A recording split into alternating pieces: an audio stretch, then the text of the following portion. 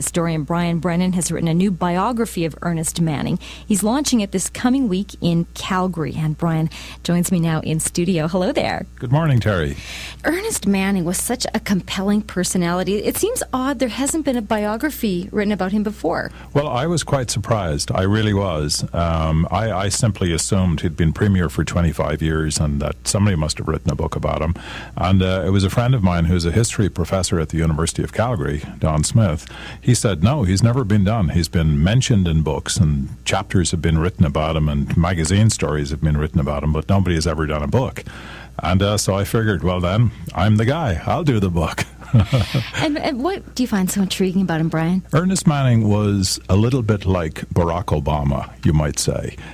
In fact, there's quite a strong comparison between the two. Now, mind you, Barack Obama is a liberal and Manning was a social conservative. But they were both young. Manning was 34 when he became premier. They both lacked executive experience. They hadn't worked for financial institutions. They took on the greatest financial crisis that we've had, first of all, in the 20th century, and now that we're having again. That was a tremendous achievement that Manning was able to take it on, and I guess you could say that he licked it. Go back to the beginning then, Brian. I mean, Manning, he was a farm boy from Saskatchewan. Farm boy from Saskatchewan, right, that's right. Humble beginnings. Humble beginnings, yeah. And he was interested in things mechanical, and so with the savings from some harvesting, bought a radio, which he set up in the house in the 1920s, and he was just fascinated by these broadcasts, the Bible broadcasts of William Aberhart, Bible Bill Aberhart, who was on the radio and could be heard all across Western Canada, and that inspired Manning, and so he came to Calgary to be a student at the Bible College that Aberhart set up in Calgary, and with the idea that he was going to become a minister of the gospel. So that's what brought him to Alberta in the first instance. And then what happened, of course, we were then moving into the Depression, and the political parties in Alberta didn't have the answers. Mind you, nobody had the answers. I mean, the federal government, it was the Depression. But William Aberhart came across this untested theory of economics called social credit. And when the existing political parties said they were not interested in using this untested fiscal policy, Aberhart decided, well, in that case, we're just going to have to take the social credit movement into politics. And so they ran for election in 1935. This is a political party that had never existed before. They ran for election in 1935, and they won. Nobody expected that they were going to win. I think they were probably the most surprised people to discover that they were now the government of Alberta. So that's how Manning, at the in his early 20s, ended up as the youngest cabinet minister in the British Empire, of any government in the British Empire. So that was the start. That's where he began in politics. And what were some of these social credit policies then at the very beginning? Now, and here was an interesting thing, Terry. One of the things that they were promising, and this is what got them elected in the first instance, they were promising to pay every adult citizen of Alberta $25 a month, a dividend of $25 a month. Now, this scheme would have cost something like $360 million. At the time, the government was only bringing in $20 million in taxes. So where was the money going to come from to pay all these dividends to the citizens of Alberta? Well, of course, it wasn't there. The cupboard was bare. And right after the election in August 1935, there were all these people that were lining up outside the legislature in Edmonton and outside City Hall in Calgary, expecting to get their $25 dividends. Well, of course, no dividends. They didn't get them then. They didn't get them the following year. They didn't get them any year. But as I said, they managed to convince the voters that, look, we could have done all these things were it not for the federal government. And so that's how they got reelected. So Manning then started out as a cabinet minister. Manning was a cabinet minister. That's right, and he was really the second in command. I mean, he was Eberhardt's right-hand man until Eberhardt died in office in 1943. Then there seemed to be no contest as to who was going to become the premier, and so Ernest Manning became premier in 1943. He was 34 years of age when he was premier. Isn't that Terri. Something? Yeah, he was so young. Yeah, that's right, and premier then for the next 25 years. What was I reading here? That he once proposed to use a nuclear bomb in the oil sands? Is that true? That is true. Oh my goodness.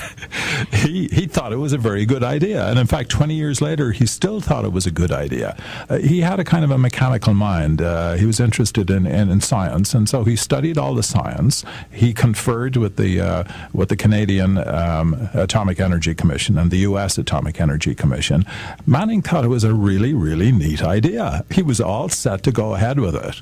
And then Prime Minister Diefenbaker found out about it, and he said, wait a minute, we're not going to be setting off any nuclear explosions anywhere in Canada. See, there's the federal government thwarting all his schemes. Well, there you go. Once again. Yes. Interesting that he accepted this Senate appointment from Prime Minister Trudeau, because didn't he at one time have a fair bit of contempt for the notion of the Senate? Well, he didn't like Trudeau to begin with. He thought that as Prime Minister, he said he was the worst Prime Minister ever in terms of the Western provinces and their needs. And no, he thought that the Senate was a waste of taxpayers' money, and that it should be abolished.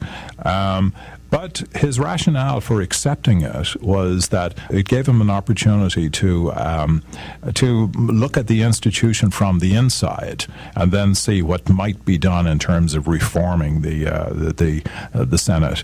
And really, the Triple E idea that came along when the Reform Party, which is Manning's son, of course, Preston, when that came along many years later, the Triple E concept was in fact really, these were some of the ideas that Mr. Manning Sr. had developed during the time that he was in the Senate. I mean, he saw the way at the end, I think he actually thought that the Senate was worthwhile, but that it needed fixing, and that was the reason that he took the appointment.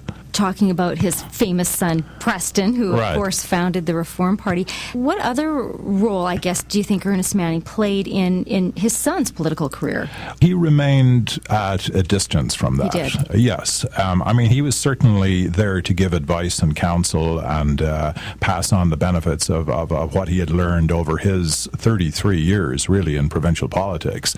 But no, he was not going to be front and center in the Reform Party. He was very much in the back room for that. Now, we haven't talked too much at this point, Brian, about the fact that he was a really influential religious leader. I mean, he had a radio program. Yes, he did. In fact, Terri, I believe that it was the longest-running Bible program in North America.